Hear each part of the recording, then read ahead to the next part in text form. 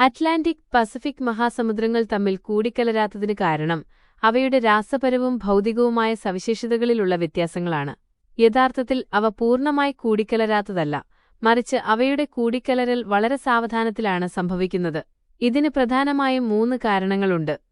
Atlantic സമുദ്രത്തിൽ Pacific സമുദ്രത്തെ അപേക്ഷിച്ച് ഉപ്പിന്റെ അംശം, ലവണാംശം കൂടുതലാണ്. അറ്റ്ലാന്റിക്കിൽ ബാഷ്പീകരണം കൂടുതലായതും പസഫിക്കിൽ മഴ കൂടുതലായതിനാൽ ഉപ്പിന്റെ അളവ് കുറവായതുമാണ് ഇതിന് കാരണം. ഉപ്പ് കൂടുതലുള്ള വെള്ളത്തിന് സാന്ദ്രതയും കൂടുതലാണ്. താപനില, ടെമ്പറേച്ചർ. അറ്റ്ലാന്റിക് സമുദ്രത്തിന് പസഫിക്കിനേക്കാൾ സാധാരണയായി താപനില കൂടുതലാണ്. ചൂടുള്ള വെള്ളത്തിന് തണുത്ത വെള്ളത്തേക്കാൾ സാന്ദ്രത കുറവാണ്. ഈ സാന്ദ്രതാ വ്യത്യാസം കാരണം സാന്ദ്രത കൂടിയ അറ്റ്ലാന്റിക് വെള്ളം താഴേക്കു പോവുകയും സാന്ദ്രത കുറഞ്ഞ പസഫിക് വെള്ളം മുകളിലായി നിലകൊള്ളുകയും ചെയ്യുന്നു. ഇത് ഈ 2 സമുദ്രങ്ങൾക്കിടയിൽ ഒരു തരം തടസ്സം, ഹാലോക്ലൈൻ സൃഷ്ടിക്കുന്നു. ലവണാംശത്തിലെ വ്യത്യാസം കാരണം ജലം കൂടിക്കലരുന്നതിന് തടസ്സമുണ്ടാക്കുന്ന ഈ പ്രതിഭാസമാണ് ഹാലോക്ലൈൻ.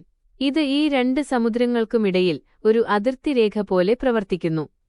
ഓഷ്യൻ കറന്റ്സ് ഈ 2 സമുദ്രങ്ങളെയും വേർതിരിച്ചു നിർത്താൻ സഹായിക്കുന്നു. കൂടിക്കാഴ്ച സംഭവിക്കുന്ന സ്ഥലങ്ങൾ. ഈ 2 സമുദ്രങ്ങളും കൂടിക്കലരുന്ന പ്രധാന സ്ഥലം തെക്കേ അമേരിക്കയിലെ കേപ്പ് ഹോൺ ആണ്. ഇവിടെ ശക്തമായ കാറ്റും പ്രവാഹങ്ങളും കാരണം ഈ പ്രദേശം വളരെ അപകടകരമാണ്. കൂടിക്കലരൽ സംഭവിക്കുന്നുണ്ടെങ്കിലും സാന്ദ്രത, താപനില, ലവണാംശം എന്നിവയിലെ വ്യത്യാസങ്ങൾ കാരണം അവയുടെ കൂടിക്കലരൽ ദൃശ്യപരമായി മനസ്സിലാക്കാൻ സാധിക്കുന്നു.